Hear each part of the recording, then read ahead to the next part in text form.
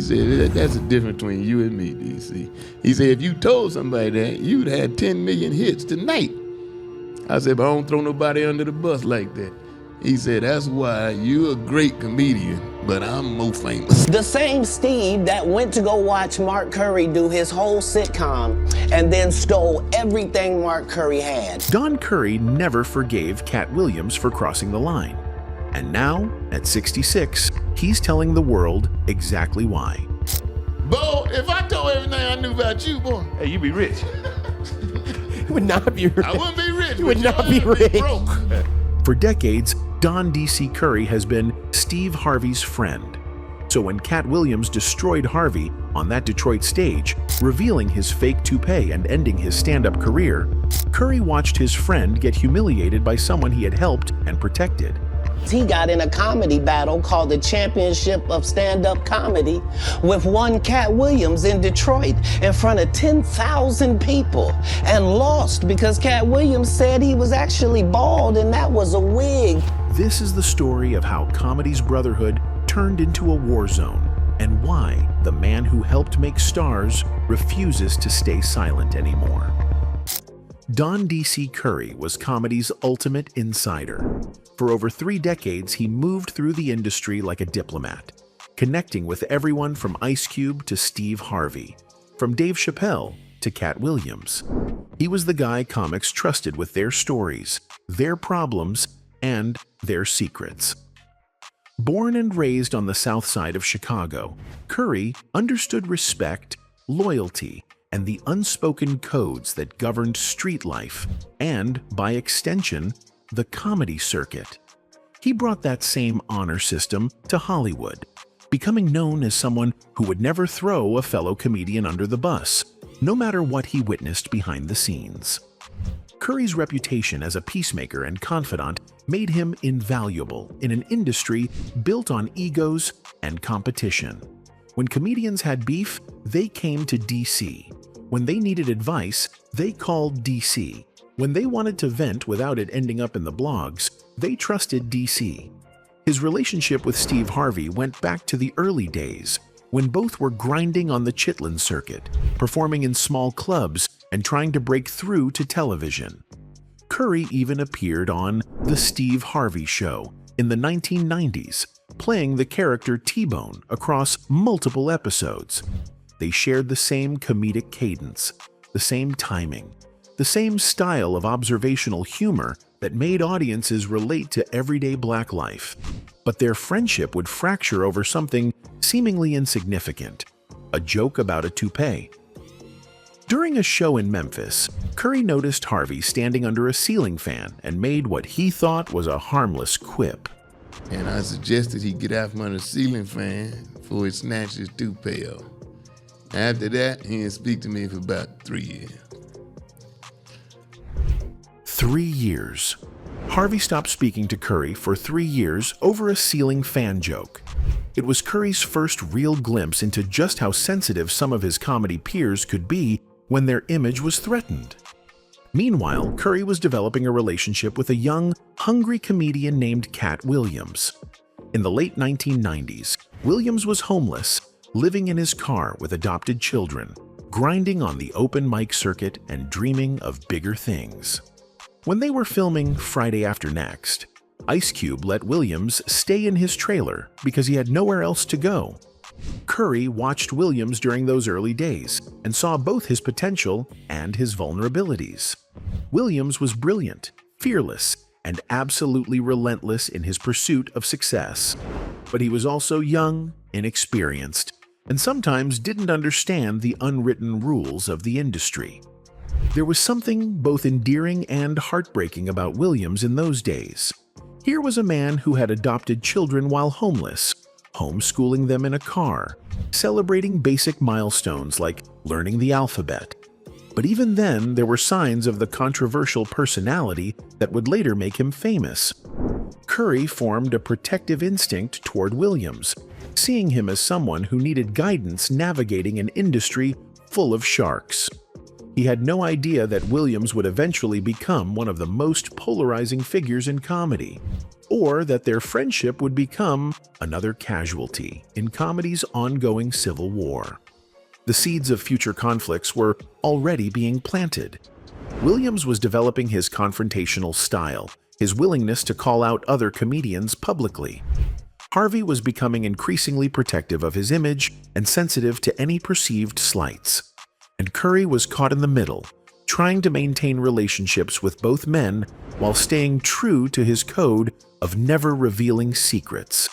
But that code would eventually be tested in ways Curry never imagined. The story that would define the Katt Williams versus Steve Harvey feud for the next 2 decades started in a shopping mall before either man was truly famous. It was a moment so small, so seemingly insignificant, that most people would have forgotten it within days. But Katt Williams wasn't most people. According to the account Williams gave to Curry, he was at a mall with his 2 adopted sons when they spotted Steve Harvey. This was during the period when Harvey was gaining recognition from The Steve Harvey Show, making him recognizable to kids who watch television. Williams's sons were excited and asked their father if they could approach Harvey for an autograph. Williams encouraged them to go ahead. In his mind, this was an innocent interaction. Kids meeting a TV star, the kind of moment that could make their day memorable. But what happened next would fuel a grudge that lasted decades. Okay, this Katt story to me now. Okay. The boys went up, Steve Harvey, to make a long story short, rejected him. Big time. They came back to Katt, they said, he told us, he ain't doing none of that. And the boys went back and told him, Katt Williams, my daddy. And supposedly, Steve said, who the Katt Williams? Those last 6 words, according to Williams's version of events, were what started everything. When the boys told Harvey who their father was, his response wasn't just dismissive. It was insulting, disrespectful, and completely unnecessary. The timing makes Harvey's response even more callous. This wasn't some random guy claiming to be somebody special. Williams was working, grinding, trying to build a career while raising kids. For Harvey to dismiss him so completely, especially in front of those kids, was a violation of the basic respect that should exist between people trying to make it in the same business. Williams told his sons not to worry about it, but privately, he was seething. This wasn't just about hurt feelings. It was about respect, about how you treat people when you think they can't do anything back to you. Harvey had shown his character, and Williams filed that information away for future use. Fast forward to 2008, when Williams had indeed become the Katt that we know him, a successful stand-up comedian with multiple specials and growing fame. Harvey was having trouble selling tickets for a Detroit show, so promoters added Williams to the bill to boost sales. They marketed it as Katt versus Steve Harvey, turning it into a comedy battle. Williams saw his opportunity and took it. On that Detroit stage, in front of thousands of people, he systematically dismantled Harvey's persona, his credibility, and his carefully constructed image. He stopped stand-up, he didn't have those 7 TV shows. He stopped stand-up because he got in a comedy battle called the Championship of Stand-Up Comedy with one Katt Williams in Detroit in front of 10,000 people and lost because Katt Williams said he was actually bald and that was a wig. The Detroit performance became legendary in comedy circles. Williams didn't just tell jokes, he exposed Harvey's toupee, called out his fake persona, and reminded everyone that Harvey wasn't the authentic, down-to-earth guy he pretended to be on television. The audience was ruthless, and Harvey was humiliated. According to Williams, that Detroit performance was so devastating that Harvey essentially retired from stand-up comedy. Whether that's completely accurate or not, it's undeniable that Harvey's comedy career shifted dramatically after that point, focusing more on television hosting and less on live stand-up performances. The mall incident had come full circle. The man who had dismissed Williams's children with, "Who the f*** is Katt Williams?" had received his answer on a Detroit stage in front of 10,000 people. Williams had proven exactly who he was, someone you dismiss at your own peril. But the victory came at a cost. The comedy community was now divided. Some respected Williams for standing up to Harvey's arrogance. Others felt he had crossed a line by making their beef so public and personal. The code that Curry valued so much, the idea that comedians should keep their conflicts private, was starting to break down. And this was just the beginning. The relationship between Don Curry and Katt Williams went deeper than most people knew. They had history that went back to Williams's hungriest days, when a simple $500 loan revealed everything about their different approaches to success, loyalty, and the unwritten rules of the comedy game. The story goes back to the early 2000s, when both Curry and Williams were in New York working on television projects. Williams had just finished a show, possibly a Comedy Central special or Def Jam appearance, and was expecting to be paid in cash. This was common in those days for smaller comedians who didn't have business managers or sophisticated banking relationships. When Williams discovered they were paying him with a check instead of cash, he was stuck. He needed immediate money, probably for basic expenses like food, transportation, or hotel costs, but couldn't cash the check right away. Curry stepped in and loaned him $500. No questions asked, no paperwork, just one comedian helping another. This kind of informal financial support was common in the comedy community. Comedians understood the struggle, the unpredictable income, the times when you might be broke even while working on television. The expectation was that you'd pay it back when you could, and everyone would move on. Years later, when both men had achieved significantly more success, Curry casually mentioned the old debt. Williams initially didn't remember, which was understandable given how much time had passed and how much their lives had changed. But when Curry refreshed his memory, Williams's response revealed his true character. Instead of simply acknowledging the debt and offering to pay it back, Williams immediately asked if Curry had told anyone about it. The implication was clear. Williams was more concerned about his image than about honoring an old obligation to someone who had helped him when he needed it most. He said, that's the difference between you and me, DC. He said, if you told somebody that, you'd had 10 million hits tonight. I said, but I don't throw nobody under the bus like that. He said, that's why you're a great comedian, but I'm more famous. Williams's response was both revealing and insulting. He essentially told Curry that their different approaches to discretion explained their different levels of success. According to Williams, Curry's unwillingness to throw people under the bus made him a great comedian but limited his fame. Williams, by contrast, had no such limitations. That's why you a great comedian, but I'm more famous. Those words cut deep because they exposed Williams' entire philosophy. In his mind, fame justified everything: breaking trust, abandoning loyalty, violating the codes that held the comedy community together. Success was the only metric that mattered. This incident crystallized Curry's growing disillusionment with Williams. Here was someone he had helped, mentored, and protected, telling him that discretion was a weakness and that fame justified any behavior. It violated everything Curry believed about how people should treat each other, especially in a tight-knit community like comedy. The $500 was never about the money. Curry didn't need it, and he probably would have forgotten about it entirely if Williams had handled the conversation differently. It was about respect, acknowledgement, and the basic human decency of remembering when someone helped you. Williams's response showed that he had internalized the worst aspects of celebrity culture, the idea that success absolved you of obligations to the people who helped you get there. He had become exactly the type of person that comedy veterans warned young comedians not to become. For Curry, this was a breaking point. He had spent decades protecting comedians' secrets and maintaining relationships across different factions and feuds. But Williams was showing him that loyalty was a one-way street, that the codes Curry valued meant nothing to the new generation of comedians who prioritized fame over honor.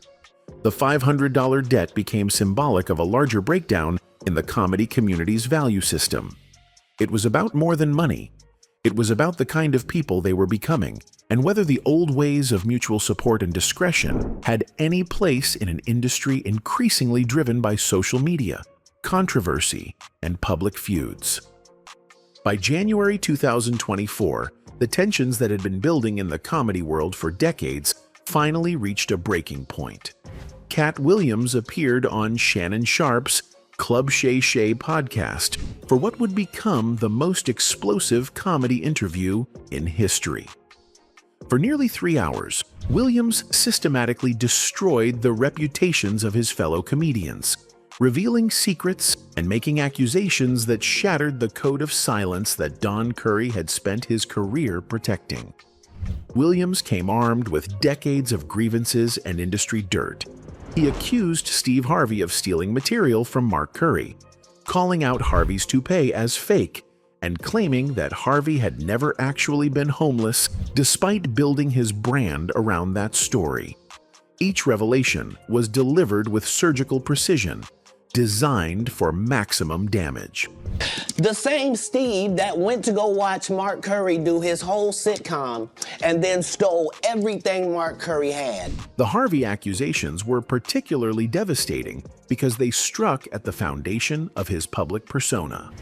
Harvey had built his career on authenticity, positioning himself as a regular guy who overcame homelessness to achieve success. Williams was essentially calling him a fraud, but Williams didn't stop with Harvey. He went after Cedric the Entertainer, accusing him of stealing his jokes. He attacked Ricky Smiley's career and comedy style. He questioned Kevin Hart's authenticity and success. No one was safe from his verbal assault. Williams painted a picture of a comedy industry controlled by cliques and alliances, where success was determined not by talent, but by political connections and mutual protection schemes. He positioned himself as an outsider who refused to play those games, which explained his conflicts with the established power structure. The response from the comedy community was immediate and intense. Curry found himself fielding calls and messages from fellow comedians who were either mentioned in the interview or worried they might be next. The interview had created panic throughout Hollywood as people wondered what other secrets Williams might reveal. For Curry, the interview represented everything he had tried to prevent throughout his career. Williams had taken private conflicts public, violated trust, and turned comedy into a blood sport. The sense of brotherhood and mutual protection that had once defined the comedy community was being destroyed in real time. Curry recognized that this was a watershed moment. The old way of handling conflicts privately was over. Williams had proven that public destruction was more profitable than private resolution, and other comedians would likely follow his lead. The most damaging aspect of Williams's interview wasn't that he was lying. It was that most of what he said was true. Curry admitted that he knew about most of the situations Williams described, but had chosen to keep them private out of respect for his fellow comedians. Williams had no such compunctions. This admission revealed the full scope of what Williams had done. By breaking the code of silence, he hadn't just damaged individual careers, he had destroyed the entire system of mutual protection that allowed comedians to maintain their public images while dealing with personal problems privately. The interview changed everything. Within days, it had been viewed tens of millions of times, spawning countless reaction videos, think pieces, and follow-up interviews. Williams had achieved his goal of becoming the center of attention, but at the cost of burning down the very community that had supported him. For Curry, it was a betrayal that went beyond anything he had experienced before. This wasn't just about personal grudges or professional competition. It was about the fundamental question of what kind of people comedians wanted to be. The aftermath of Katt Williams' Shannon Sharpe interview exposed the deepest fractures in Don Curry's philosophy about loyalty, discretion, and the comedy community. For decades, Curry had maintained that protecting each other's secrets was what separated comedians from other entertainers. But Williams had proven that breaking that code could be more profitable than keeping it. Curry found himself in an impossible position. He had spent his career being the guy who knew everyone's business but never told it. Now Williams was being celebrated for doing exactly what Curry had refused to do. The interview had made Williams more famous than ever, while Curry's discretion seemed to have kept him from achieving similar levels of success. The irony wasn't lost on Curry. When he and Williams had opportunities to profit from exposing other comedians, like when TMZ offered them money for footage of Williams's incidents, Curry had insisted they check with Williams first out of loyalty. Williams had shown no such consideration when he decided to air everyone's dirty laundry on the biggest podcast in the world. Even in that situation, Williams had shown some loyalty, telling Curry to take all the money rather than splitting it. But that generosity seemed calculated now, a way of buying Curry's continued silence rather than genuine friendship. The comedy community's response to Williams's interview revealed how divided it had become. Some comedians praised Williams for telling the truth and exposing hypocrisy in the industry. Others condemned him for breaking the unwritten rules that had protected all of them at various points in their careers. Curry watched as the interview's fallout consumed social media and traditional media. Every comedian mentioned was forced to respond, defend themselves, or suffer in silence. The private conflicts that had once been handled quietly were now public spectacles, dissected by millions of strangers who had no understanding of the context or relationships involved. The interview also exposed something deeper about the comedy industry's relationship with truth and controversy. Williams was being rewarded for burning bridges and exposing secrets, while comedians like Curry, who tried to maintain relationships and protect people's privacy, were seen as outdated or irrelevant. Bo, if I told everything I knew about you, boy, Hey, you be rich. You would not be rich. I wouldn't be rich. You would but not your be ass rich. broke. At 66, Curry had reached a point where he could reflect on the choices he had made throughout his career. He could have achieved greater fame by playing the game differently, by being more willing to expose secrets and start public feuds. But he had chosen a different path, one that prioritized relationships over headlines. The conversation revealed Curry's ultimate philosophy. He could destroy almost anyone in the comedy industry if he chose to reveal what he knew, but doing so would make him spiritually poor, even if it made him financially rich. It was a principle that seemed increasingly rare in an industry that rewarded controversy over character. Williams's success with the Shannon Sharpe interview had proven that the old codes were dead. The new generation of comedians would likely follow his lead, using social media and podcasts to settle scores publicly rather than handling conflicts privately. The brotherhood that Curry had valued was being replaced by a blood sport where loyalty was weakness and discretion was failure. At the end of his career, Curry found himself representing a dying breed of comedian, someone who believed in loyalty, discretion, and mutual protection, even when it cost him opportunities. Williams represented the new model: success at any cost, truth as a weapon, and fame as the ultimate goal. The question was whether comedy would survive this transformation, or whether the community that had nurtured and protected so many careers would be destroyed by the very people it had helped create. Anyway, that's it for this video, folks. Bye.